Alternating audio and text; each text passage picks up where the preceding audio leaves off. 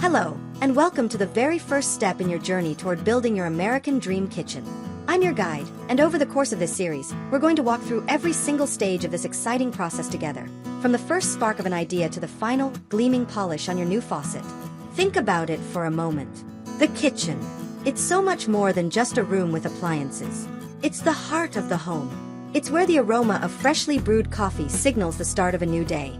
It's where you chop and sauté your way to a comforting weeknight meal.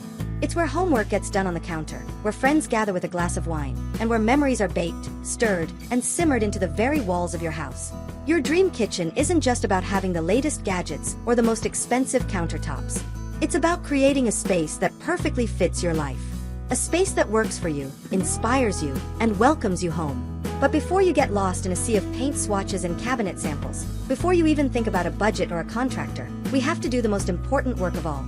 We have to dream. And not just dream, but define that dream. This first chapter is all about laying the foundation.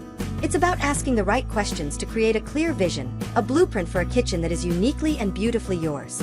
So grab a notepad or open a new document on your computer, because you're going to want to write some of this down. Let's begin with the most fundamental question. What is the primary purpose of your kitchen? This might sound simple, but the answer will shape every single decision you make down the road. Are you a passionate home chef who dreams of a 6-burner gas range and ample prep space? Or are you a busy parent whose main priority is creating a durable, easy-to-clean hub for quick family meals and after-school snacks? Perhaps you're an entertainer, and you envision a grand island where guests can gather while you effortlessly plate appetizers. Think honestly about how you live right now, and how you want to live. Don't design a kitchen for a fantasy life you'll never lead. If you rarely bake, a dedicated baking station with marble countertops might be a waste of space and money. If you order takeout 3 times a week, a commercial-grade kitchen might be overkill.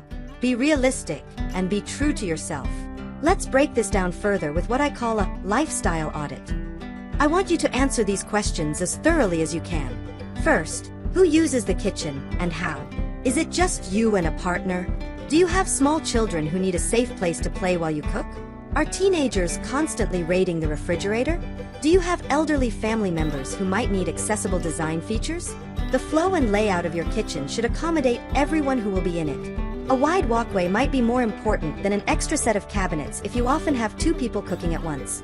Second, how do you cook on a typical day? Are you a from-scratch cook who needs space for rolling out dough and chopping fresh vegetables? Or are you more of a microwave and assemble person? Think about your workflow. When you make dinner, what's your process? Do you find yourself walking back and forth across the kitchen constantly? This brings us to a crucial concept we'll explore later, the work triangle or work zones. For now, just observe your own habits. Third, how do you entertain? Is your style more formal, with sit-down dinner parties? Or is it casual, with friends and family mingling in the kitchen during a barbecue? If you love to host, an open concept design that flows into your living or dining area might be perfect. You might also want to consider features like a beverage fridge or a dedicated coffee bar to make guests feel welcome and keep them out of your main work area. Now, let's move on to the next critical step in defining your dream, identifying the pain points of your current kitchen. This is where you become a detective in your own home. For the next week, I want you to keep a running list of every single thing that annoys you about your current kitchen. I call this the never again list. Does it feel like you never have enough counter space next to the stove? Write it down. Do you have to get on your hands and knees to find a pot in a deep, dark corner cabinet? Add it to the list. Is the lighting so poor that you can barely see what you're chopping? That's a big one. Do you have a traffic jam every morning between the refrigerator and the pantry? Note it. This list is pure gold. It's more valuable than any inspiration photo on Pinterest, because it's a practical diagnosis of what's not working in your daily life. Your dream kitchen should, above all else, solve these problems. A beautiful kitchen that still has a bottleneck by the fridge is a failed design. So, be ruthless. Be specific. This never again list will become the practical checklist that ensures your new kitchen isn't just beautiful, but also brilliantly functional. Once you have a handle on your lifestyle and your current kitchen's flaws, it's time for the fun part, gathering inspiration. But we're going to do this strategically. It's easy to get overwhelmed by the sheer volume of ideas online and in magazines. A beautiful kitchen in a photo might not actually work in your space or for your lifestyle. So, as you browse sites like Pinterest, Instagram, or Houzz, or flip through design magazines, don't just save images you like. I want you to analyze why you like them. When you see a kitchen that makes you stop and stare, ask yourself, What specific element is catching my eye? Is it the color of the cabinets? The texture of the backsplash tile? The warmth of the wooden open shelving? Is it the way the natural light floods the room? Or is it the overall feeling, the sense of it being clean and modern, or cozy and traditional? Start creating a vision board. This can be a physical corkboard or a digital one. But instead of just pinning hundreds of random photos, curate it. Find images that reflect the answers from your lifestyle audit. If you're a busy family, look for kitchens that have durable materials and smart storage solutions. If you're a gourmet cook, focus on high-performance layouts and appliances. Your vision board should include more than just pictures of kitchens. Add textures you love, like a piece of reclaimed wood or a swatch of linen. Add colors that make you feel happy and calm. Include words that describe the feeling you want to create: airy, welcoming, dramatic, efficient, cozy. This curated collection of images, textures, and words will become your design compass. It will help you communicate your vision to a designer or contractor, and it will keep you focused when you're faced with a million different choices for faucets and flooring. So, to recap our first chapter, your homework is to define your dream. First, conduct a lifestyle audit to understand exactly what you need your kitchen to do. Second, create your never again list by identifying all the frustrations in your current space. And third, start building a curated vision board that captures the look, and more importantly, the feel of your ideal kitchen. You are laying the groundwork for a space that will serve you and your family for years to come. This initial planning phase is the most critical part of the entire process. Don't rush it. Take your time, be thoughtful, and dream big. In our next chapter, we'll take this dream and anchor it in reality as we tackle one of the most important and often intimidating topics: creating a realistic budget and exploring your financing options. Thank you for joining me. You've just taken the first, most important step toward building your American dream kitchen. Welcome back. In our last chapter, we did the most exciting and creative work. We dreamed. You audited your lifestyle, identified the pain points of your current kitchen, and began curating a vision board that truly captures the heart and soul of your future space. You have the what and the why. Now, it's time to talk about the how. This chapter is dedicated to a topic that can feel intimidating, but I promise you, it's actually the most empowering tool you have in this entire process. We're talking about the budget. I know. For many, the word budget sounds restrictive. It sounds like a list of things you can't have. But I want you to reframe that thinking. A well-planned budget is not a set of limitations, it's a roadmap. It's the tool that transforms your beautiful vision board from a collection of pictures into an actionable plan. It's what prevents stress, avoids mid-project financial panic, and ensures you end up with a finished kitchen you love, without a mountain of regret. A project without a budget is just a wish. Today, we turn your wish into a plan. First, let's address the elephant in the room. How much does a kitchen remodel actually cost in the United States?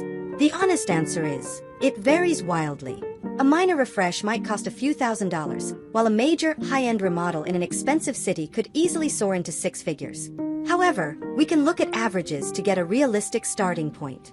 According to industry data, a major kitchen remodel typically falls somewhere between $25,000 and $75,000. The national average often hovers around the $50,000 mark. Now, don't let that number scare you or limit you. The key is to understand where that money goes. A typical kitchen budget breaks down something like this. First, the biggest slice of the pie, almost always, is your cabinetry. Expect cabinets and their installation to eat up about 30 to 35% of your total budget. They are the furniture of your kitchen, and their quality significantly impacts the longevity of your space. Next comes labor and installation, which can account for another 15 to 20%. This covers demolition, construction, and the installation of everything from flooring to appliances. Appliances and countertops are the next big-ticket items, each typically taking about 10 to 15% of the budget. After that, you have smaller but still significant categories. Flooring might be 5 to 7%. Lighting and electrical work can be around 5%. Same for plumbing and fixtures like your sink and faucet. Finally, things like paint, backsplash, and hardware will make up the remaining percentage. But here's the most important line item, and it's one you absolutely cannot skip: the contingency fund. You must set aside an extra 10 to 20% of your total budget for the unexpected. When you open up walls, you might find outdated wiring, hidden plumbing issues, or even mold. Your contingency fund is your safety net. It's the difference between a stressful scramble and a calm, "Okay, we planned for this."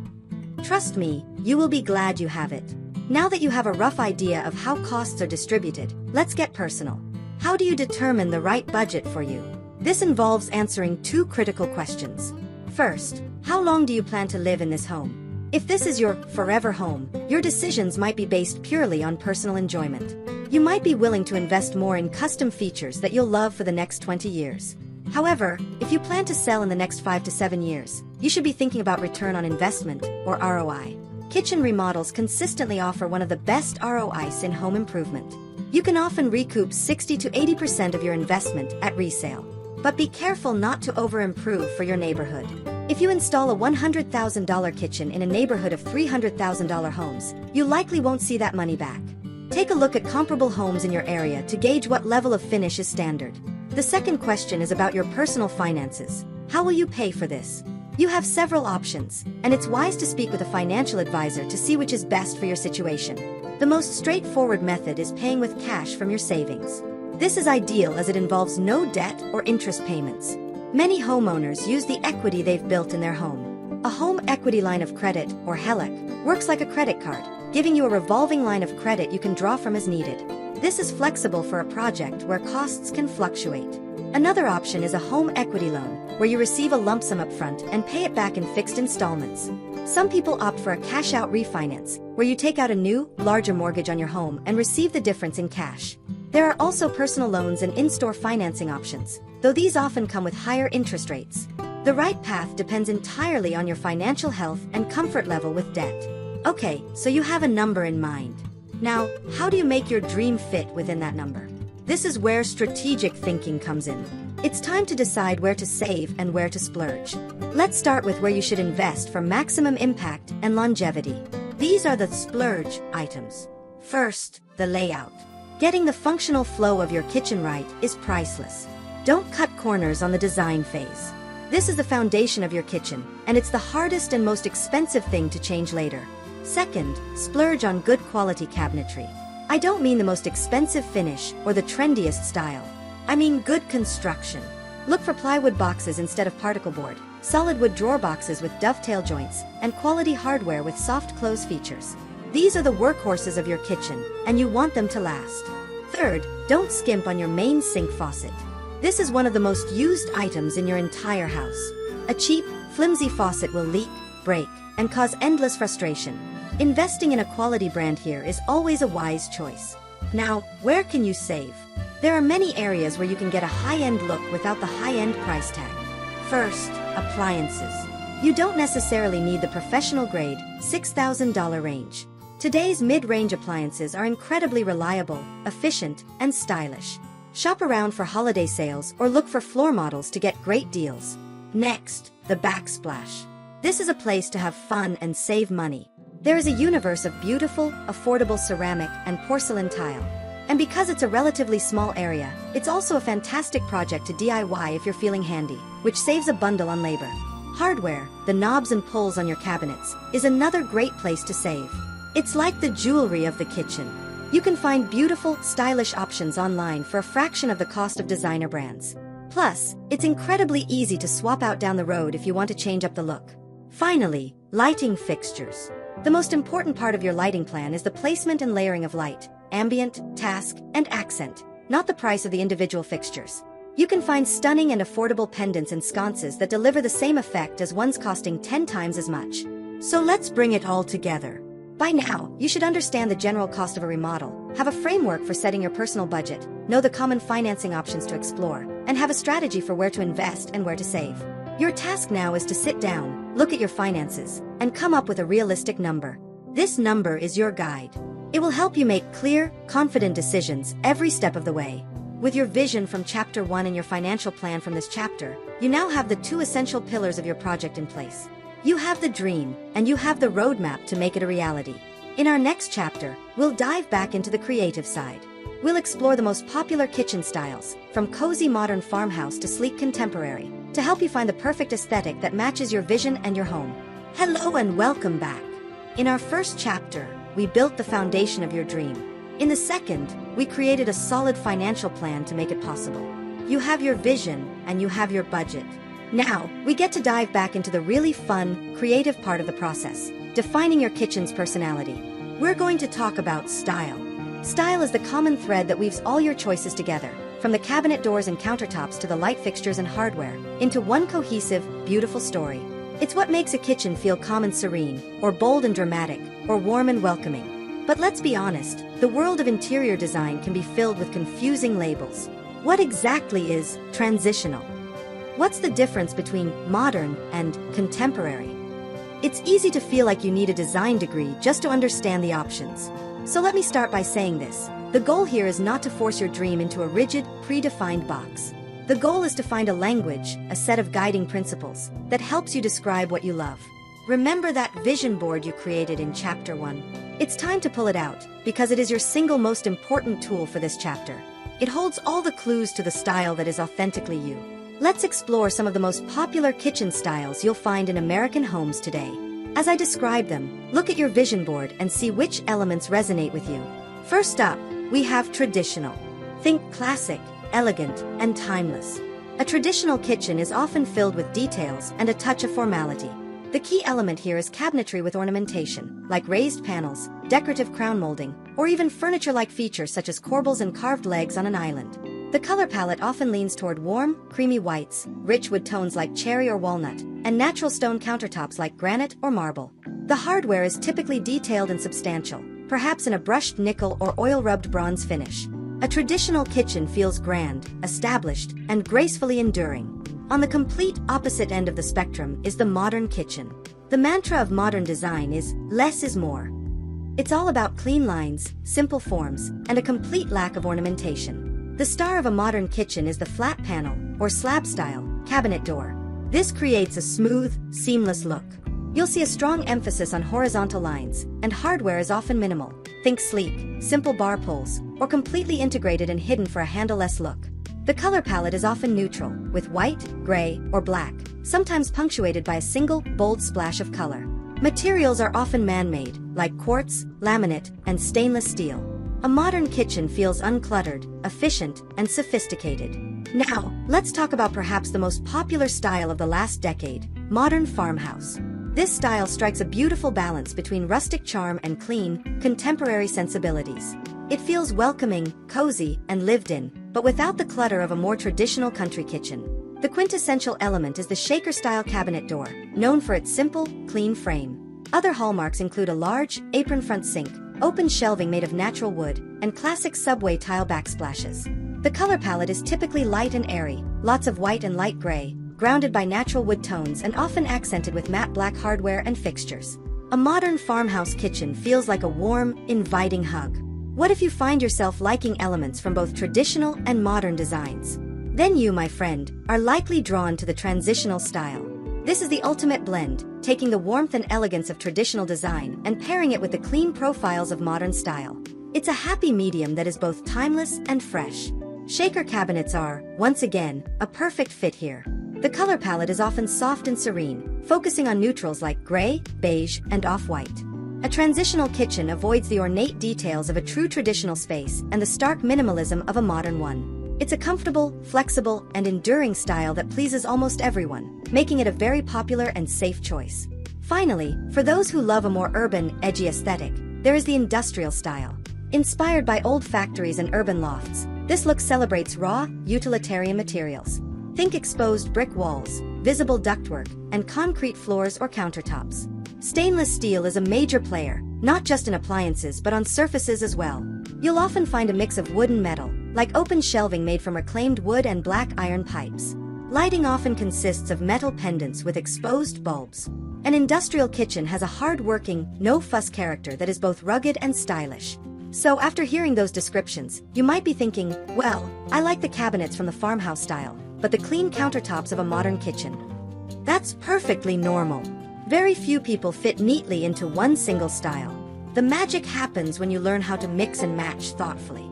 A great guideline to follow is the 80-20 rule. Let one style be your dominant theme, your 80%, and then introduce elements from a secondary style as accents, your 20%. For example, you could have a primarily transitional kitchen, your 80%, with its neutral colors and shaker cabinets, but introduce industrial-style pendant lights and bar stools, your 20%, for a bit of edgy contrast. The key to making a mix work is to find a common thread that ties the different elements together. This could be a repeated color, material, or finish. If you have sleek modern cabinets and a rustic wood island, you could tie them together with matte black hardware on both. This creates a sense of intention and harmony, rather than chaos. And always, go back to your vision board. What patterns do you see? You might realize that you've already been naturally creating a beautiful transitional blend without even knowing it. Your gut instinct, as captured on that board, is often your best guide. Remember that style is defined by the details. The door style of your cabinets is one of the biggest signals. A flat slab door screams modern. A raised panel door feels traditional. A shaker door is the versatile chameleon that can lean in any direction. The hardware you choose can instantly change the entire vibe. The pattern of your backsplash, the style of your faucet, the shape of your light fixtures, each of these small choices adds up to create the final look and feel of your kitchen. Your assignment for this chapter is to go back to your vision board with this new vocabulary. Try to name the style or combination of styles that you see emerging. Circle the key elements that appear over and over again. Are you consistently pinning kitchens with open shelving? Or are you drawn to dark, dramatic cabinet colors? Understanding these patterns will give you incredible clarity as you begin to make specific product choices. You now have a vision, a budget, and a style direction. You are incredibly well prepared. In our next chapter, we're going to shift from the aesthetics to the ergonomics. We'll get technical and discuss the absolute backbone of a great kitchen, the layout. We'll cover the classic work triangle and the modern concept of work zones to ensure that your stunningly stylish new kitchen is also a dream to work in. Hello and welcome back. So far on our journey, we have explored the heart, the finances, and the personality of your dream kitchen. We've defined why you need this new space, how much you can invest, and what you want it to look like. Today, we get down to the science of it all. We're talking about the blueprint, the bones, the engine that will make your kitchen run smoothly day in and day out. We are talking about the layout. I cannot overstate this. The layout is the single most important element of a successful kitchen remodel. You can have the most beautiful cabinets and the most luxurious countertops in the world, but if the layout is flawed, you will be faced with daily frustrations. A poorly planned kitchen is a constant battle. A well-planned kitchen is a seamless dance. Getting this right is paramount because, unlike paint colors or hardware, the layout is the most difficult and expensive part of your kitchen to change once it's in place. So let's start by exploring the classic kitchen layouts. As I describe them, think about the shape of your own space and which of these might be the best fit. First is the galley kitchen. Imagine a corridor with two parallel walls, both lined with cabinets and appliances. This is a highly efficient layout, beloved by professional chefs for its ergonomic workflow. The classic work triangle, which we'll discuss in a moment, is perfectly executed here, minimizing the steps between the sink, stove, and refrigerator. It's a fantastic solution for smaller, narrower spaces. The main drawback is that it can feel a bit tight and isn't ideal for multiple cooks or for hosting guests within the kitchen itself. Next is one of the most popular and versatile options, the L-shaped kitchen. This layout uses two perpendicular walls, forming an L. This design naturally opens up the kitchen to an adjacent room, making it a perfect foundation for an open-concept living space. It also provides plenty of room to add a dining table or, the holy grail of many dream kitchens, an island. The main challenge with an L shape is managing the corner cabinet, which can become a hard-to-reach dead zone without smart storage solutions like a Lazy Susan or pull-out shelves. If you have a bit more space and crave maximum storage, you might consider the U-shaped kitchen. This layout lines three walls with cabinetry and countertops, creating a U-shape that cocoons the cook. It offers an abundance of storage and prep space and is very safe because it prevents foot traffic from cutting through your primary work area. The downside is that it can sometimes feel enclosed, especially in a smaller room, and it gives you two corners to contend with. A popular variation of this is the G-shaped kitchen, which is essentially a U-shape with an added peninsula, a counter that juts out into the room. This peninsula is brilliant for creating a casual seating area and for further defining the kitchen in an open floor plan. Finally, for the smallest of spaces like studio apartments or lofts, there is the one-wall kitchen. As the name implies, all appliances, cabinets, and countertops are arranged along a single wall. While it is the ultimate space saver, it's also the least efficient from a workflow perspective, as your key services are spread out in a line rather than in a convenient triangle. Speaking of triangles, let's talk about the foundational principle of kitchen design, the work triangle. For decades, this has been the gold standard. The concept is simple. The three primary work centers, the refrigerator for food storage, the sink for cleaning and prep, and the range for cooking, should form the points of a triangle. Ideally, each leg of the triangle should be between 4 and 9 feet long, and the total distance should not exceed 26 feet. The logic is to minimize your travel time and make your workflow as efficient as possible. The work triangle is still a fantastic guideline, but our modern lifestyles have made kitchens more complex. We have more gadgets, often more than one person cooking, and the kitchen has become the social hub of the home. This has led to the evolution of the work triangle into a more holistic concept, work zones. Instead of thinking about just 3 points, a zone-based design organizes your kitchen by activity. The goal is to create mini stations for specific tasks, so everything you need is right where you need it. The most important zone is the prep zone. This is where you'll spend the majority of your time, chopping, mixing, and assembling. It needs the largest stretch of uninterrupted counter space, and ideally, it should be located between your sink and your cooking surface, with easy access to trash and compost bins. Next is the cooking zone. This includes your cooktop, oven, and microwave, with nearby storage for pots, pans, baking sheets, and spices. Then you have the cleaning zone, which is comprised of your sink and dishwasher. It's also where you'll likely store your cleaning supplies. A smart design trick is to locate the dishwasher right next to the cabinet where you store your everyday dishes, making unloading a breeze. You'll also have a storage zone, which includes your pantry for dry goods and your refrigerator for cold storage. Finally, and this is key for modern living, consider a social zone. This could be the seating at your island, a built-in coffee bar, or a beverage fridge located at the edge of the kitchen. This brilliant strategy gives your family and guests a place to congregate and help themselves without ever getting in the way of your primary work zones. As you plan your layout, think less about a rigid triangle and more about your personal workflow. Where do you want to chop your vegetables? Where will the kids make their sandwiches? By planning for these specific activities, you'll create a kitchen that feels intuitive and effortless. To make any layout work, you must respect key measurements and clearances. A few extra inches can make all the difference. As a rule of thumb, walkways should be at least 36 inches wide, but 42 to 48 inches is far more comfortable, especially in a multi-cook household or if appliance doors open into the path. The space between an island and a counter should also be at least 42 inches on the working side. Ensure you have adequate landing space, at least 15 inches of counter, next to your refrigerator, cooktop, and oven to safely place hot or heavy items. Your task for this chapter is to start sketching. You don't need fancy software. A simple piece of graph paper will do. Draw the shape of your room and start playing with the layouts. Think about your work zones. Map out the path from your fridge to your sink to your stove. Does it feel natural? Is there enough clearance? This is the stage where you can solve problems for free with just a pencil and an eraser. We have now designed the very skeleton of your kitchen. With a functional and ergonomic layout in hand, we are ready to start adding the flesh.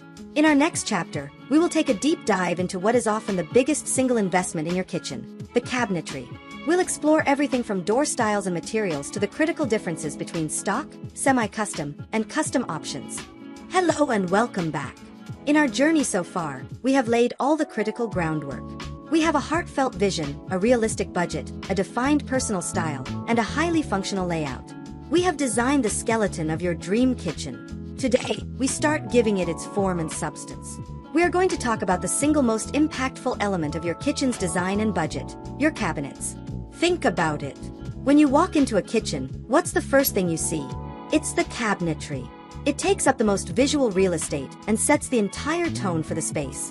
Cabinets are the workhorses and the style setters of your kitchen. They are also typically the single largest line item in your remodel budget. That's why making an informed decision here is so crucial. The world of cabinetry can seem complex, but my goal in this chapter is to demystify it, so you can choose cabinets that you will love for decades to come. Let's start by looking under the hood. Beyond the pretty door front, the quality of a cabinet lies in its construction. First is the cabinet box itself. The two main materials you'll encounter are particle board, also known as furniture board, and plywood. While particle board is less expensive, plywood is significantly stronger, more durable, and holds screws much better over time. Most importantly, plywood is far more resistant to moisture damage, a critical advantage in a room with a sink and a dishwasher. If your budget allows, investing in plywood cabinet boxes is one of the smartest long-term decisions you can make. Next, open up a drawer and look at how it's put together. The gold standard for drawer construction is called a dovetail joint. This is a method of interlocking two pieces of wood with a series of pins and tails, creating an incredibly strong bond that doesn't rely on just glue and staples. A well-made drawer box, often from solid wood with dovetail joints, will withstand years of being opened and closed a dozen times a day. Finally, pay attention to the hardware that makes it all work, the glides and hinges. Look for drawer glides that are labeled full extension and soft close. Full extension means the drawer pulls all the way out, allowing you to easily see and reach everything inside. No more losing things in the dark back of the drawer. Soft close is that little bit of magic that prevents drawers and doors from slamming shut, giving your kitchen a quiet, high-end feel. These features are a relatively small upgrade that dramatically improves your daily experience. Now that you know what makes a quality cabinet, let's talk about the part you see every day, the door style. This choice is the #1 driver of your kitchen's overall aesthetic. The most popular style in America today is, without a doubt, the shaker door. Defined by its simple, 5-piece construction with a flat recessed center panel, the shaker door is a true design chameleon. It can look rustic and charming in a farmhouse kitchen, clean and sophisticated in a transitional space, and even sleek in a more contemporary setting. Its versatility is why you see it everywhere. For a purely modern look, you'll want a slab, or flat panel, door. It is exactly what it sounds like, a single, solid slab of material. It has no ornamentation, creating the clean, minimalist lines that are central to modern design. It's also incredibly easy to clean. If your style leans traditional, you'll be drawn to a raised panel door. Here, the center panel of the door is raised to be flush with the frame, creating depth, shadows, and a more detailed, furniture-like appearance. It has a classic, formal feel that works beautifully in traditional homes. A more high-end option you might see is the inset cabinet door. Instead of the door resting on the outside of the cabinet frame, it is set inside the frame, sitting perfectly flush.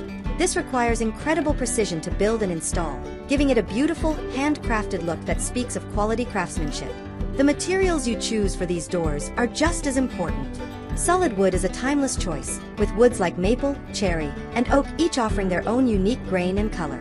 4-painted cabinets, MDF, or medium-density fiberboard, is actually a superior choice for the center panel.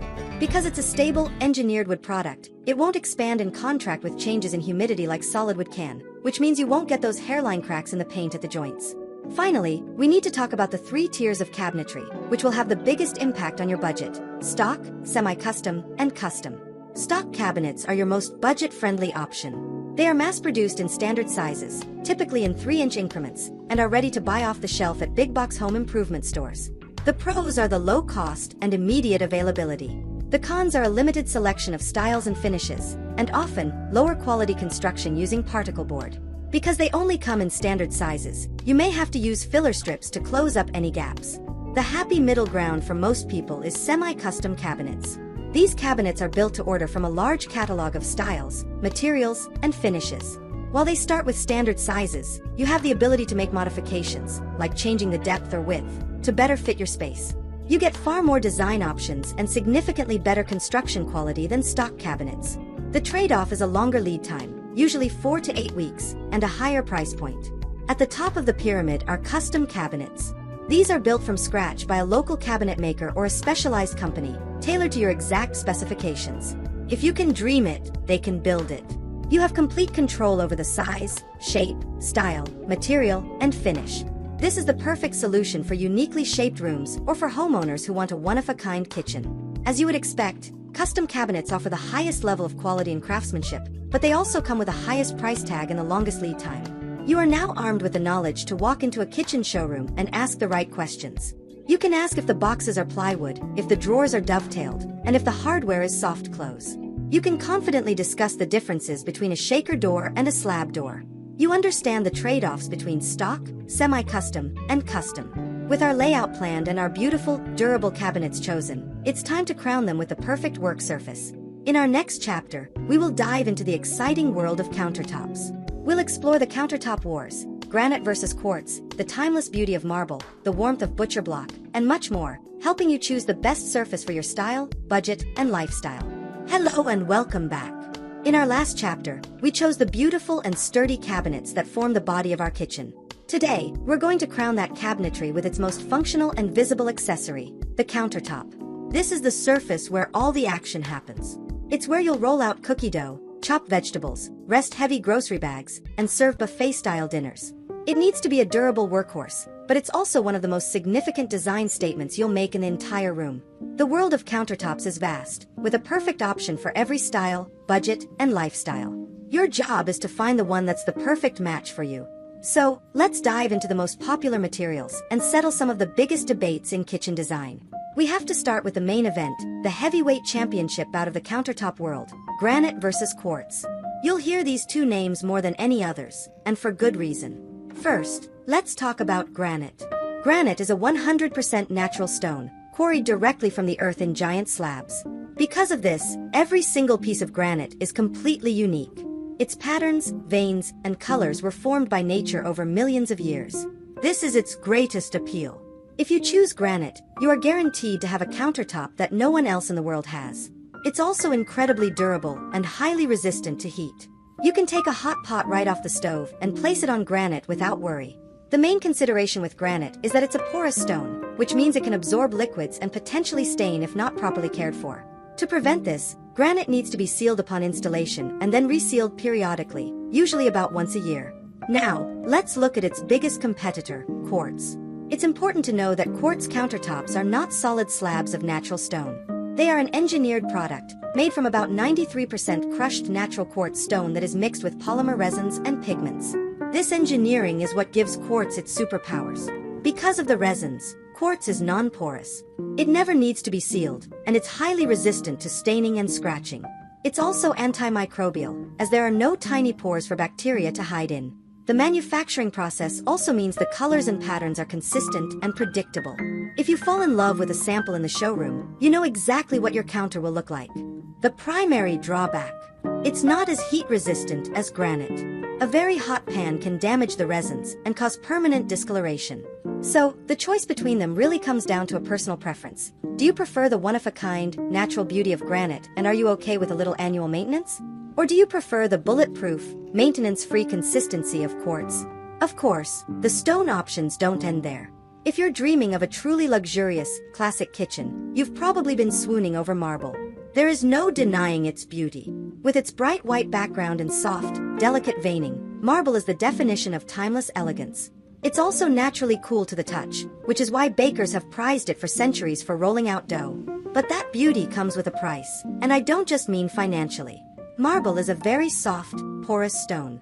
It will scratch, and it will etch. Etching is a chemical reaction that happens when an acid, like lemon juice, wine, or tomato sauce, dulls the surface. A true marble owner must either be obsessively careful or be willing to embrace this aging process, known as a patina, as part of the stone story. If you love the look of marble but cringe at the thought of the maintenance, you should look at quartzite. And it's crucial to distinguish this from quartz. Quartzite is a natural metamorphic rock, not an engineered product. It often has the soft, beautiful look of marble but is significantly harder and more durable. It's a fantastic, resilient alternative, though it still needs to be sealed and can be one of the more expensive options on the market. Let's move away from the stone yard and look at some other fantastic materials. For a warm, natural, and inviting feel, it's hard to beat butcher block. A wood countertop adds an incredible amount of character and is perfect for farmhouse, traditional, or eclectic styles. It's relatively affordable, and one of its best features is that if it gets scratched or stained, you can simply sand it down and re-oil it to look brand new. The trade-off is the maintenance. It needs to be regularly treated with mineral oil to prevent it from drying out and cracking, and you have to be vigilant about wiping up water, especially around the sink area. And finally, let's talk about the undisputed champion of the budget-friendly kitchen, laminate. Forget the laminate you might remember from your grandmother's house. Modern, high-definition laminates are a world away from their predecessors. They come in a staggering variety of colors and patterns, including incredibly convincing imitations of stone and wood. Laminate is by far the most affordable option, it's lightweight, and it's easy to clean. The primary downsides are its lack of resistance to heat and scratches, and any damage that does occur is very difficult to repair. So, how do you choose? There is no single, best countertop. The best choice is the one that best fits your life. Are you a busy family with young kids who might spill grape juice? The worry-free nature of quartz might be perfect. Do you love to cook and want a surface that tells a story over time? Granite or even marble might be for you. Are you on a tight budget but still want a stylish look? Today's laminates are an amazing option. Your homework for this chapter is to go out and see these materials in person. Pictures online can be deceiving. Go to a showroom or a stone yard. Touch the surfaces. See how a polished granite feels different from a honed soapstone. Take samples home and look at them in your own kitchen, under your own lights. See how they look next to your cabinet and paint choices. We now have our layout, our cabinets, and our stunning countertops. The kitchen is truly taking shape. Next, we'll move on to the workhorses of the kitchen, the appliances. In Chapter 7, we'll navigate the world of refrigerators, ranges, dishwashers, and more, helping you choose the right technology and features to make your kitchen life easier and more enjoyable. Hello and welcome back to our journey. We have come so far in designing your dream kitchen. We have a functional layout, beautiful cabinets, and a stunning countertop. We've essentially built the perfect stage. Now, it's time to bring in the star performers, the appliances. These are the active, technological hearts of your kitchen. They are the workhorses that will cool, cook, and clean for you day in and day out. Choosing appliances can feel overwhelming. You're not just making a design choice, you're making a technology choice. Gas versus induction. French door versus side-by-side? And what on earth does a decibel rating on a dishwasher mean? In this chapter, my goal is to break it all down, helping you select the perfect suite of appliances that fits your cooking style, your family's needs, and your new kitchen's design. Let's begin with the centerpiece, the appliance that often inspires the most passion, your cooking station. This includes your range, cooktop, and ovens. The first big decision you'll make is about the fuel type. For many serious cooks, gas is king. They love the visual feedback of a live flame and the instant response when they turn the knob. The main drawbacks are that they can be harder to clean, with grates and crevices, and of course, you need a gas line running to your kitchen. The most common option in American homes is the electric radiant cooktop. This is the smooth, glass ceramic surface you see everywhere. It provides even, consistent heat, especially in the oven, and the flat top is a breeze to wipe clean. The downside is a slower response time. The burners stay hot long after you turn them off. But the real game changer in cooking technology is induction. Induction cooktops use magnetic energy to heat the pan directly, while the cooktop surface itself stays cool to the touch. This makes it the fastest, most energy efficient, and safest option available. It offers the responsiveness of gas, but with the easy-to-clean surface of electric. The two main considerations are that it requires magnetic cookware. Your cast iron and most stainless steel will work just fine, and it can be more expensive up front. Once you've chosen your fuel, you'll decide on the form. A range is the all-in-one unit with a cooktop on top and an oven below. It's the most common and space-efficient choice. Alternatively, you can separate them, installing a cooktop into the counter and wall ovens into your cabinetry. This setup is fantastic for ergonomics. No more bending over to get a heavy Thanksgiving turkey out of the oven, and it easily allows for a double oven, a must-have for many avid bakers and entertainers.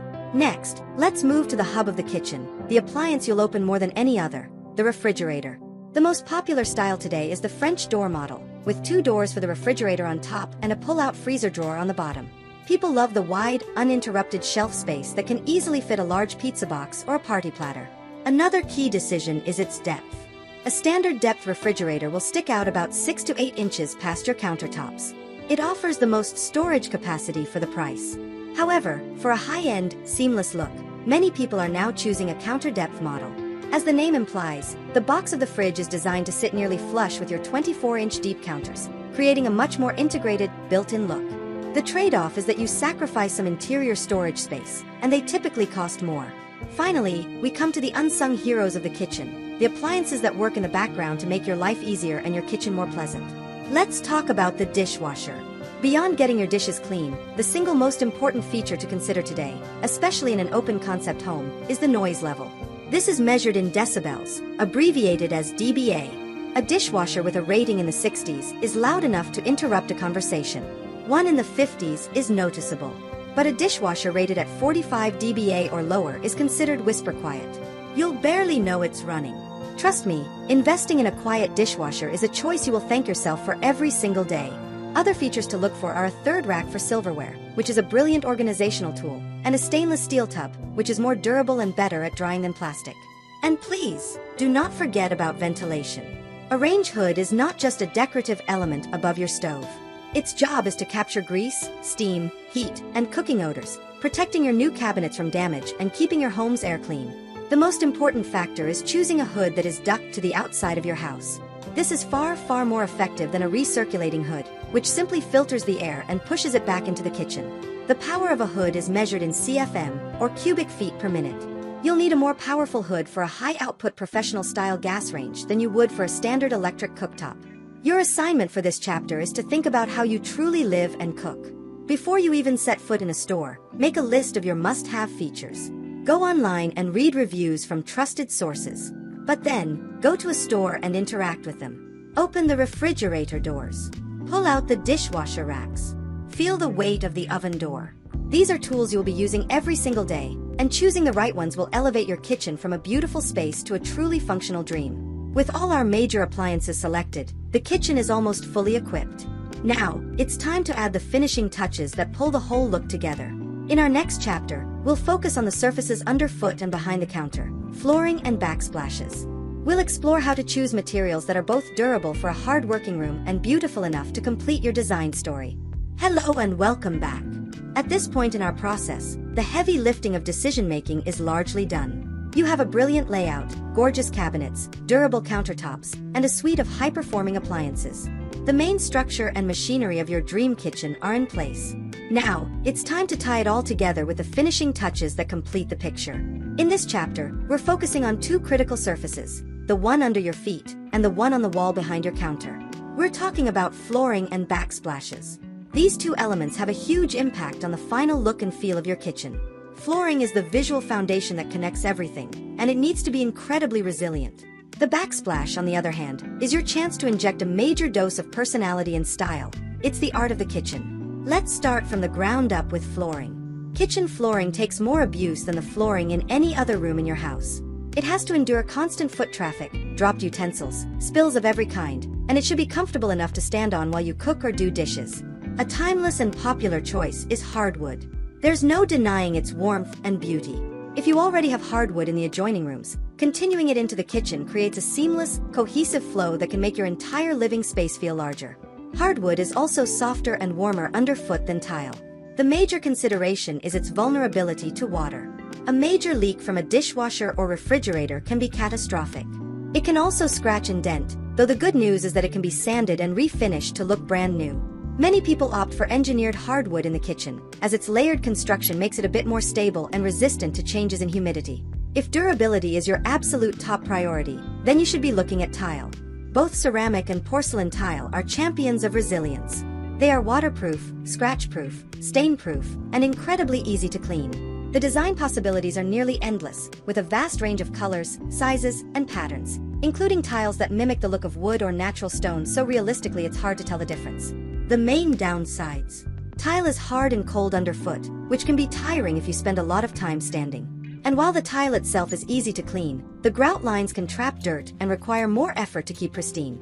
Now let's talk about the material that many consider the best of both worlds, luxury vinyl plank, or LVP. This is not your grandmother's sheet vinyl.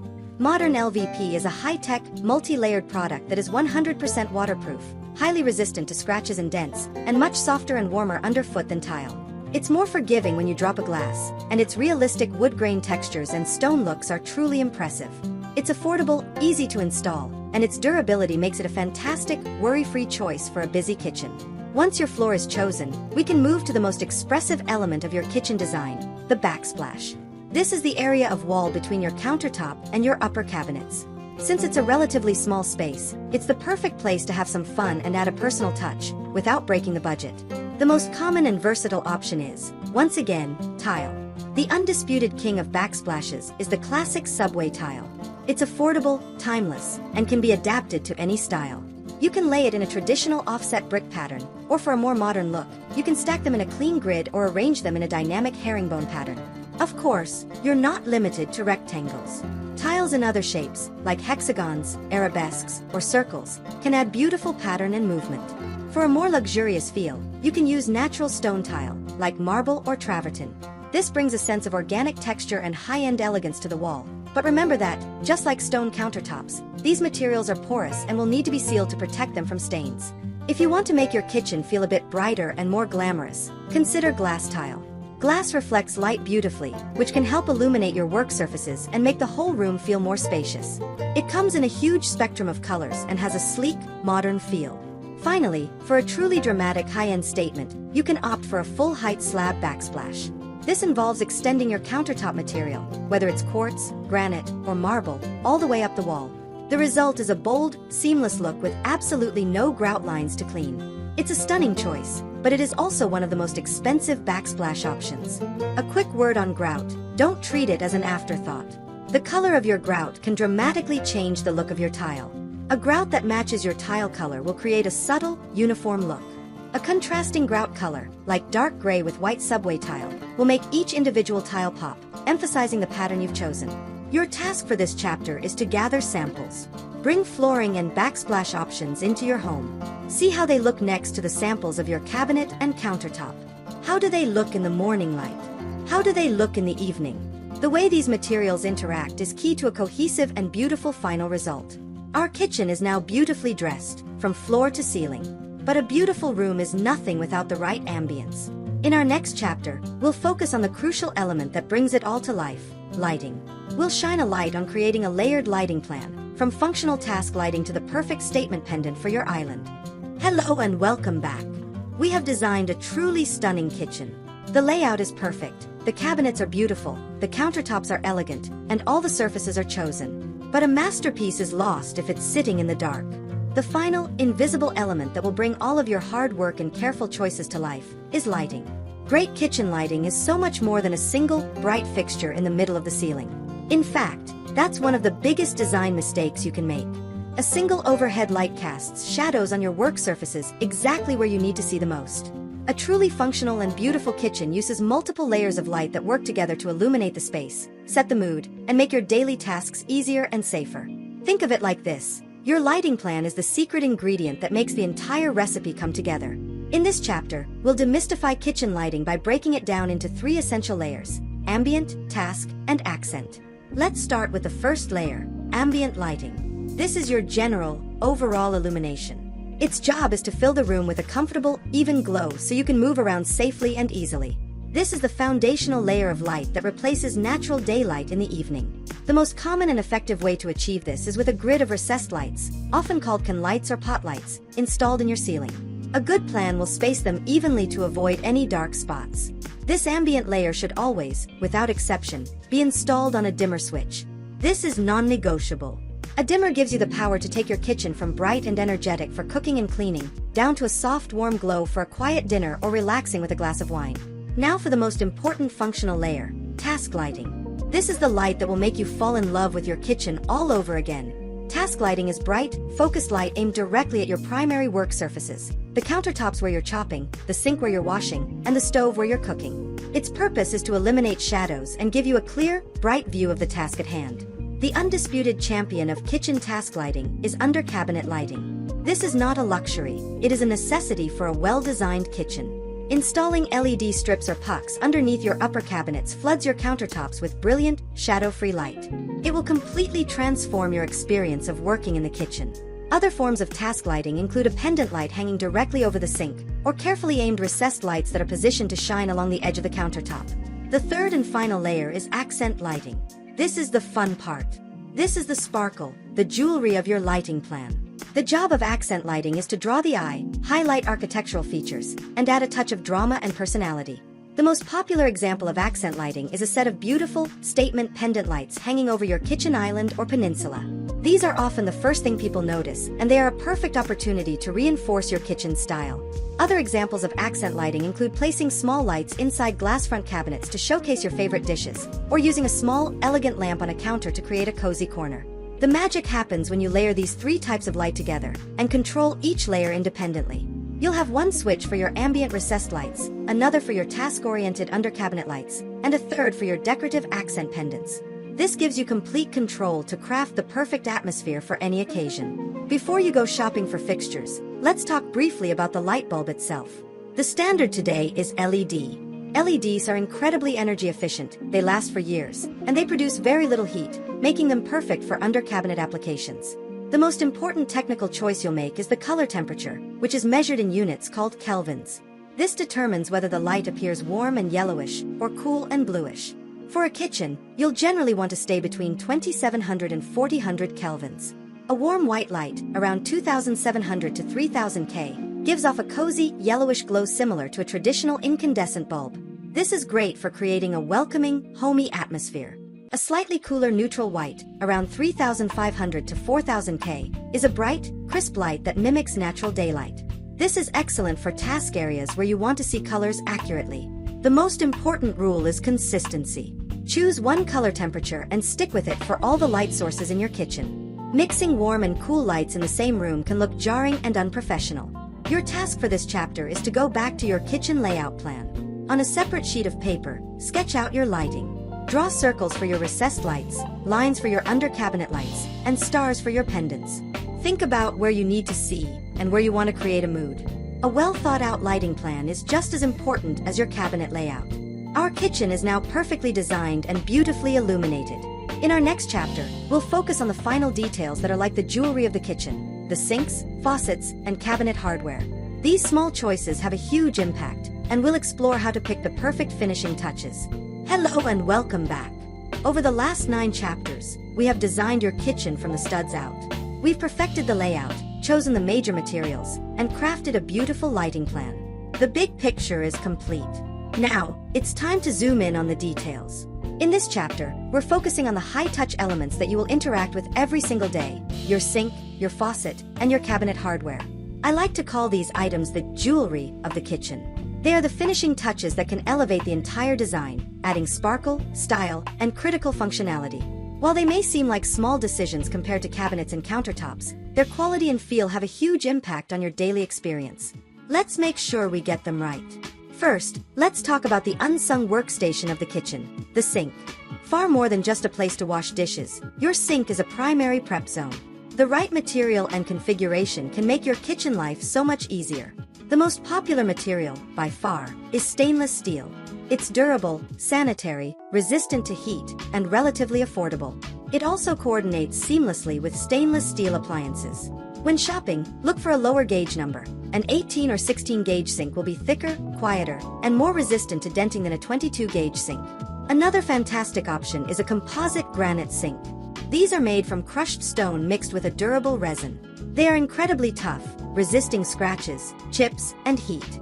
They also come in a variety of matte colors, like black, gray, and white, which do a wonderful job of hiding water spots and keeping the sink area looking clean. For a classic farmhouse or traditional look, nothing beats a fireclay or enameled cast iron sink. These materials offer a beautiful, glossy finish that is non-porous and easy to clean. They are extremely durable, but the enamel coating on a cast iron sink can chip if you drop a very heavy pot on it. Both are also very heavy, so you'll need to ensure your cabinet is properly reinforced to support the weight. Once you've chosen a material, consider the configuration. For years, the double bowl sink was standard, allowing you to wash in one side and rinse in the other. Today, however, large, deep single bowl sinks are incredibly popular. Their one giant basin makes it effortless to wash your largest pots, pans, and cookie sheets without a divider getting in the way. A new trend you'll see is the workstation sink, which has a built-in ledge that allows you to slide custom accessories like cutting boards and colanders across the top, effectively turning your sink into extra counter space. Now, let's move to the item you will likely touch more than any other in your kitchen: the faucet.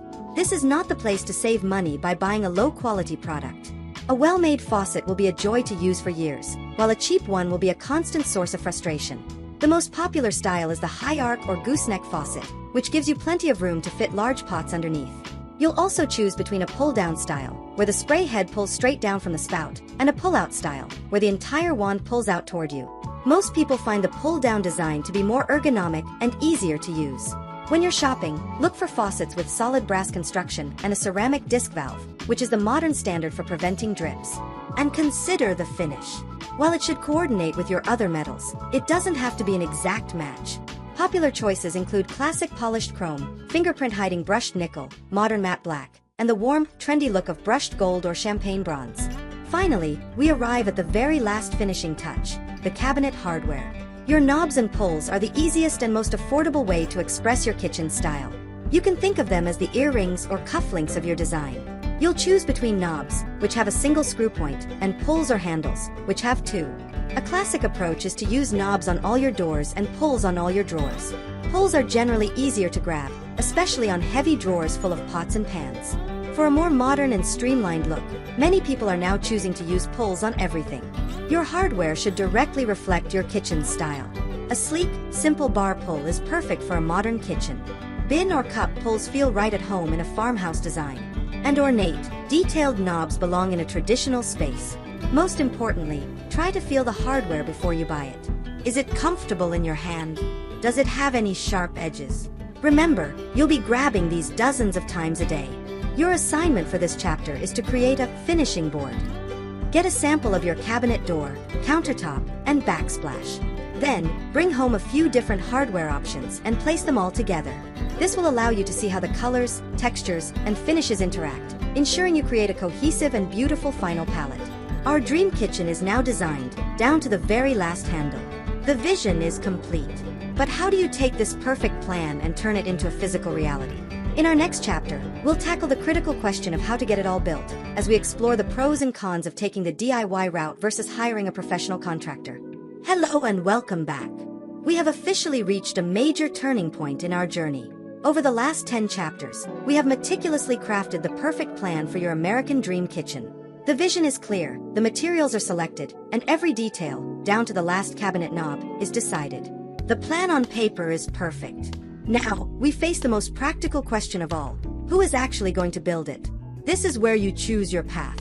Broadly speaking, you have two main options. You can take on the project yourself, which is the do-it-yourself or DIY route, or you can hire a professional general contractor to manage the entire process for you. There is no single right answer here. The best choice depends on a very honest assessment of three personal resources: your budget, your time, and your skills. In this chapter, we'll weigh the pros and cons of each path to help you decide which is the right fit for you. Let's start with the path that is deeply ingrained in the American spirit, the DIY route. The appeal is undeniable. You get to save a significant amount of money, you have complete control over every single detail, and at the end, you get that incredible sense of pride that comes from building something with your own two hands. Labor can account for 20 to 30% of a total remodel cost, so by providing that labor yourself, the cost savings can be substantial. But before you start swinging a sledgehammer, it's time for that honest assessment. First, and most importantly, do you truly have the skills? A kitchen remodel is one of the most complex home renovation projects. It's not just about being generally handy. Do you know how to hang cabinets so that they are perfectly level, plumb, and securely fastened to the wall? Can you precisely measure and cut countertops or tile a backsplash? More critically, do you have a working knowledge of plumbing and electrical systems? These areas are governed by strict building codes for your safety, and a mistake here can be dangerous and costly. Second, do you realistically have the time? A professional crew, working full-time, might complete a kitchen remodel in 6 to 10 weeks. For a DIYer working on nights and weekends, that same project can easily stretch into 6 months, or even a year. You need to ask yourself if you and your family are prepared to live without a functioning kitchen in the middle of a dusty construction zone for that long. Third, do you have the right tools? A major remodel requires more than a basic toolkit. You'll need high-quality levels, a power drill, a miter saw for cutting trim, and likely specialized tools for tiling or plumbing. The cost of buying or renting these tools needs to be factored into your savings. Now let's look at the other path, hiring a professional general contractor, or GC. A good contractor is essentially the captain of your ship. They manage the entire project from start to finish. They hire and schedule all the necessary subcontractors, the plumber, the electrician, the drywaller, the installer. They order materials, they deal with permits and inspections, and they are your single point of contact and responsibility for the entire job. The biggest benefit of hiring a pro is expertise. They have done this hundreds of times. They know the correct order of operations, anticipate problems before they happen, and have the experience to solve the inevitable challenges that come up when you start opening up walls. They provide enormous time savings. Their crews work efficiently and get the job done in a fraction of the time it would take a DIYer. Perhaps most importantly, they offer peace of mind. They manage the daily chaos and stress of a renovation so that you don't have to. Of course, this expertise and convenience comes at a cost. A general contractor typically charges a fee of 10 to 20% of the total project cost. You are paying for their project management skills, their network of trusted tradespeople, and their assurance that the job will be done correctly and to code. You also relinquish some direct, hands-on control, placing your trust in their process and their team. But what if you're somewhere in the middle? Many people successfully opt for a hybrid approach. This is where you act as your own project manager for some parts of the job and hire out the technical parts that are beyond your skill set. For example, you might hire a licensed electrician and a plumber to do all the rough-in work to ensure it's safe and up to code. Then, you could take over and do the demolition, hang the drywall, install the cabinets and flooring, and do the painting yourself. Another popular hybrid option is to have a contractor do all the major construction, and then you step in at the end to do the finishing touches, like tiling the backsplash or installing the cabinet hardware, which gives you a bit of DIY satisfaction and saves a little on labor costs. So, the choice is yours. If you have a tight budget but ample free time, a high level of skill, and a tolerance for living in a bit of chaos, the DIY path can be incredibly rewarding. If your priority is getting the project done quickly and correctly, with minimal stress and disruption to your life, and your budget can accommodate the management fee, hiring a professional contractor is almost always the right choice. Your assignment is to have a frank discussion with yourself and your family. Be realistic about your skills, your schedule, and your sanity. Because no matter which path you choose, a detailed plan is your greatest asset. Whether you're leading the charge yourself or you've hired a trusted professional, the next phase is when the dust starts to fly.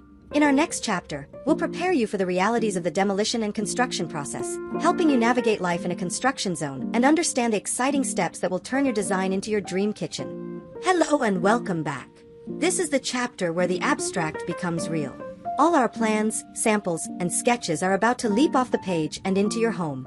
The construction phase is, without a doubt, the most exciting part of the process. It's also the loudest, dustiest, and most disruptive.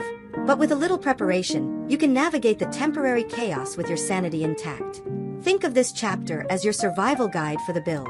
We'll walk through what to expect, from the first swing of the hammer to the final coat of paint, and give you practical tips for living through it all. Before the first tool even enters your home, your most important task is to create a temporary kitchen. A remodel can take anywhere from a few weeks to a few months, and you need a functional space to manage daily life. Choose a spot far from the construction zone. A corner of the dining room, the laundry room, or the basement are all good options. From your old kitchen, salvage your refrigerator, or use a mini fridge. Next, gather your countertop appliances. A microwave is essential. A versatile electric cooker like a slow cooker or an instant pot, or even a simple electric skillet, can be a lifesaver for preparing simple meals. And of course, don't forget the coffee maker. Set up a station with a small selection of essential dishes, cutlery, a cutting board, and a large plastic tub that can serve as a makeshift sink for washing up in a nearby bathroom. Plan for simple meals, use your outdoor grill often, and be sure to factor a little extra money for takeout into your overall project budget. A good temporary kitchen is the #1 thing that will reduce the daily stress of a remodel. Once you're set up, the real work begins. While every project is slightly different, most kitchen remodels follow a predictable sequence of events. The first phase is demolition and rough-in. Demolition day is cathartic and chaotic. This is when the old kitchen disappears. Cabinets are removed, countertops are carried out, and old flooring is torn up. It is incredibly messy. A good contractor, or a smart DIYer, will seal off the kitchen from the rest of the house with plastic sheeting to contain the dust. Once the room is a blank slate, the behind-the-walls work begins. This is the rough-in stage. The electrician will run new wiring for all your outlets, switches, and that new lighting plan we designed. The plumber will move any water and drain lines for your sink and dishwasher. If you're moving walls or changing windows, that structural work happens now. This phase is critical, as it often requires inspections from your local building department to ensure everything is done safely and to code. After the rough-ins are complete and inspected, the rebuild phase starts. This is when your new kitchen begins to take shape. The walls are closed up with drywall, which is then taped, mud, and sanded. Be prepared for another round of fine white dust. Then, the first coat of paint or primer goes on the walls and ceiling. Next, your beautiful new flooring is typically installed, followed by one of the most exciting days of the project, cabinet installation. This is a major milestone. As the boxes are set in place, level and plumb, you'll finally be able to see the physical footprint of your new kitchen. It starts to feel real. Now we enter the finishing phase. Once the cabinets are installed, the countertop company will come to make a precise digital or physical template of your countertops.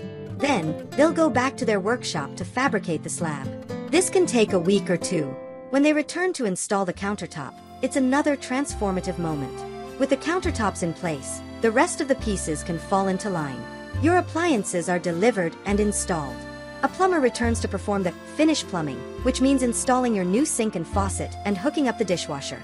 The electrician comes back for the finish electrical, installing all your beautiful light fixtures, pendants, switches, and outlets. One of the last major steps is the backsplash installation. Finally, the last details are attended to: a final coat of paint, installation of all your cabinet knobs and pulls, and a thorough, deep cleaning to get rid of every last bit of construction dust. Knowing this sequence helps you understand the process, but how do you live through it? First, communicate.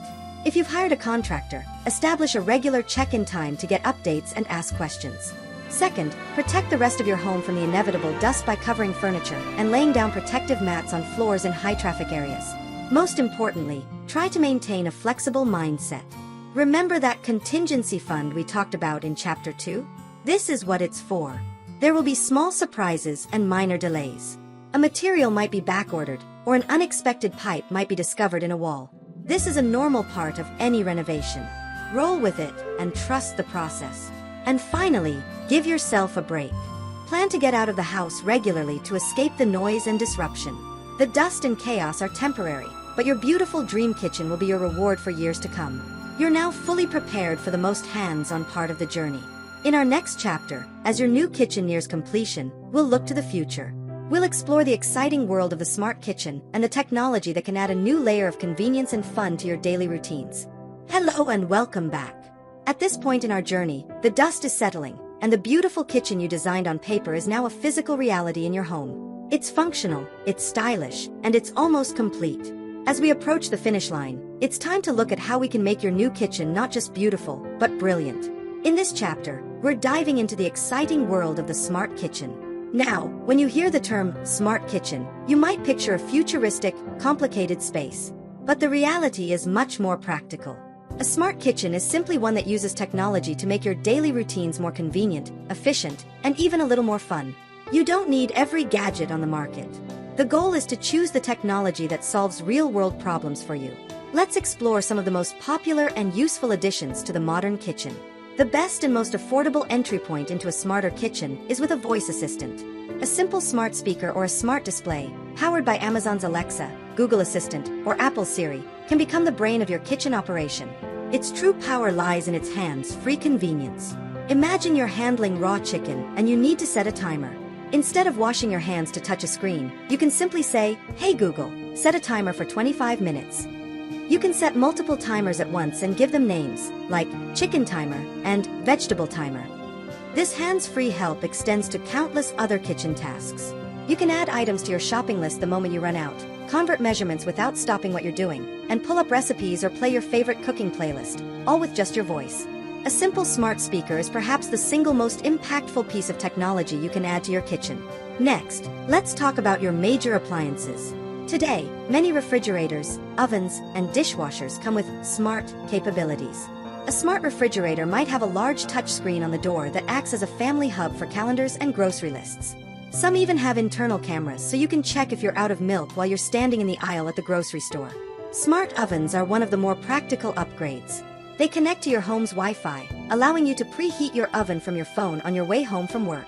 You can monitor cooking times and temperatures remotely and receive a notification on your phone when dinner is ready. Some high-end models can even scan the barcode on a frozen pizza and automatically set the perfect cooking time and temperature. While these connected appliances are impressive, you can get a lot of smart functionality from smaller, more targeted gadgets. One of the most popular upgrades is a smart faucet. These can be turned on and off with a simple touch of your hand or wrist, perfect for when your hands are covered in flour or grease. Many models now also feature voice activation. You can say, "Hey Google, ask the faucet to dispense 1 cup of warm water," and it will measure it out perfectly for you. We can also bring smart control to the lighting plan we designed earlier. By using smart switches or smart bulbs, you can control every layer of your kitchen's light with your voice. You can create scenes like dinner time, which might dim your main lights to 40% and turn on your island pendants, all with a single command. Perhaps the most versatile tool for making a kitchen smarter is the humble smart plug. These simple devices plug into any standard outlet, and whatever you plug into them instantly becomes smart. Have a dumb coffee maker you love? Plug it into a smart plug. Now you can set it up the night before and say, "Alexa, turn on the coffee maker," from the comfort of your bed. You can use them to control slow cookers, radios, or even the decorative lights you have on top of your cabinets. Smart plugs are a wonderfully affordable way to add convenience without replacing your existing small appliances. The key to building a smart kitchen is to start with your own daily routines.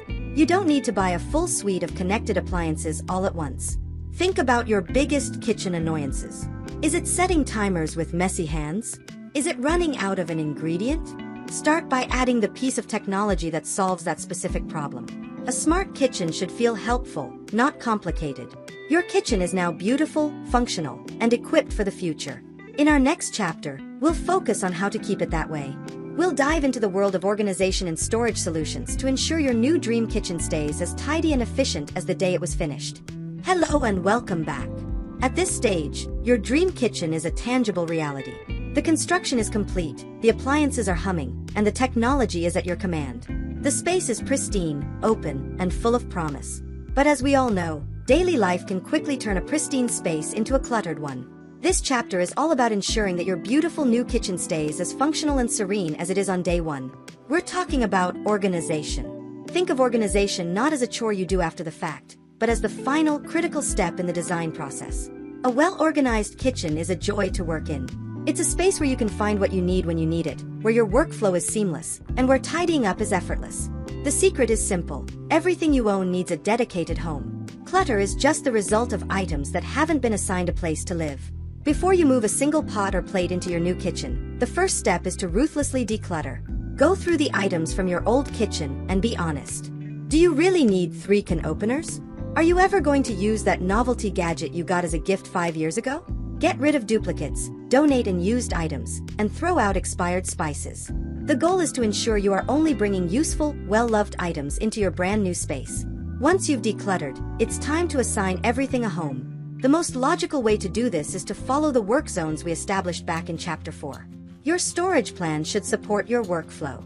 Keep cooking utensils, pots, and pans in the cabinets and drawers right next to your stove. Knives, cutting boards, and mixing bowls should live near your primary prep area. Everyday dishes, glasses, and silverware should be stored near the dishwasher to make unloading as easy as possible. Grouping items by task is the foundation of an intuitive and efficient kitchen. Now, let's look at the tools that make this possible, starting with the brilliant built-ins that can be designed into your cabinetry. In your base cabinets, I urge you to opt for deep drawers instead of standard shelves wherever possible. With a drawer, you can see all of its contents from above. Nothing ever gets lost in a dark back corner. They are perfect for storing everything from pots and pans to stacks of plates and bowls. For those tricky corner cabinets, a Lazy Susan or a more modern blind corner pull-out system is essential to make that space accessible.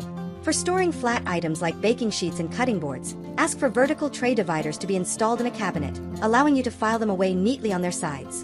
And one of the most popular and life-changing built-ins is a dedicated pull-out trash and recycling center, which keeps your bins hidden away inside a cabinet. In your upper cabinets or pantry, consider a narrow spice rack pull-out next to your range for easy access while cooking. An appliance garage, a cabinet that sits on the countertop with a lift-up door, can be a wonderful way to hide your toaster and other small appliances, keeping your counters clear. Even if your cabinets are already installed, there is an entire world of aftermarket organizers that can dramatically improve your storage. Simple drawer dividers are a must for cutlery and utensils. For that chaotic drawer of food storage containers, adjustable dividers can help you finally conquer the clutter. An in-drawer knife block is a fantastic way to safely store your sharp knives while freeing up precious counter space. Inside your cabinets and pantry, simple tools can work wonders. Tiered shelves or shelf risers allow you to see the cans and jars in the back row.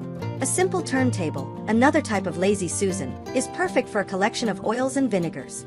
These organizers are affordable, easy to install, and make a massive difference in your daily life. Your final organizational challenge is the countertop. The goal here should be less is more. The more clear counter space you have, the more open and functional your kitchen will feel. Keep only the essentials out. A decorative crock next to the stove can hold your most used spatulas and whisks. A small tray next to the sink can elegantly corral your hand soap, dish soap, and a sponge. Everything else should be stored away in its new, dedicated home. Your assignment for this chapter is to map out your storage. Before you unpack a single box, take a pad of sticky notes and label your drawers and cabinets with their intended contents. This simple act of planning will turn the task of moving in from a chaotic mess into a simple, organized process. Your kitchen is now beautiful, smart, and perfectly organized. The long journey is nearly over. In our final chapter, we'll talk about the best part of all, the final reveal. We'll cover how to style your new space and, most importantly, how to live in and enjoy the American dream kitchen you've worked so hard to create. Hello, and welcome back for the final time. We've made it. After all the dreaming, the planning, the budgeting, the decision-making, the dust, and the disruption, this is the moment. The last tool has been put away, the final speck of dust has been wiped clean, and you are standing in your finished, beautiful, brand new kitchen. Take a deep breath. You did it. From that first spark of an idea, we have walked this path together. We defined your dream, we crafted a budget and a style, we perfected the layout, and we chose every single surface, appliance, and fixture. We survived the construction, organized the storage, and now, we are here. This final chapter isn't about making decisions. It's about celebrating your incredible accomplishment and, most importantly, about embracing the new heart of your home. Your kitchen is built and perfectly organized, but right now it might feel a little like a showroom. The final step is to infuse it with your personality and warmth. This is the styling phase. The guiding principle here is less is more. You've invested in beautiful countertops, so don't cover them up with clutter. Instead, choose a few key items that are both beautiful and functional. Start by adding life and texture. A simple bowl filled with green apples or bright yellow lemons on the island adds a pop of natural color. A small pot of fresh herbs like basil or rosemary on the windowsill is practical and beautiful. Next, add a natural element to contrast with all the hard surfaces. A warm, wooden cutting board leaning against your new backsplash, or a simple ceramic crock holding your most used wooden spoons next to the stove, can add immense warmth. Think about functional decor. This isn't about adding knickknacks for the sake of it. It's about displaying the beautiful tools you use every day. Let your stylish tea kettle have a permanent home on the stovetop. Place your most loved cookbook on a simple stand. A small tray can be used to elegantly group your hand soap and lotion by the sink. Even your textiles can add a layer of style. A comfortable runner on the floor adds color and softness, while a beautiful set of dish towels adds a finishing touch. With your kitchen styled, it's time for the break-in period. Just like a new pair of shoes, you need to get to know your new kitchen. Take some time to learn your new appliances. Read the manual for your new oven. You'll be amazed at the features, like a convection roast setting or a proofing mode for bread, that you might not know it has. Cook a few of your go-to recipes first to get a feel for how quickly the new burners heat up or how evenly the new oven bakes. And be flexible with your organization. The storage plan we made in the last chapter is a fantastic starting point, but after a few weeks of real-world use, you might realize that the silverware drawer would be more convenient if it were closer to the dining table. Give yourself permission to tweak and adjust until the workflow feels completely intuitive and second nature. For your very first meal, I recommend making something you love, but something that isn't too complicated. The goal is to create your first happy memory in the new space, not to create stress. Whether it's a simple, perfect pasta dish or a celebratory pizza, christen your new kitchen with joy and good food. And that brings us to the very heart of this entire journey. Remember back in Chapter 1, when we talked about why you wanted this kitchen. It was never just about the cabinets or the countertops. It was about creating a place for your life to happen. It was about a space for morning coffee and late-night talks, a space for baking holiday cookies with your kids, a space for friends to gather with a glass of wine, a space for homework to get done and for memories to be made. Now is the time to let all of that happen. Host that dinner party you've been dreaming of. Don't be afraid to make a mess on your new counters. Let the space be lived in. Over the years, it will pick up a few signs of life. A small scratch on the floor, a faint stain on the butcher block. Don't think of these as flaws.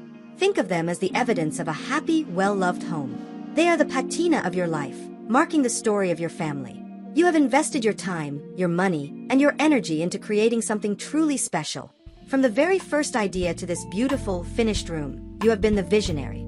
Our journey together is now complete, but the story of your kitchen is just beginning. Thank you for letting me be your guide.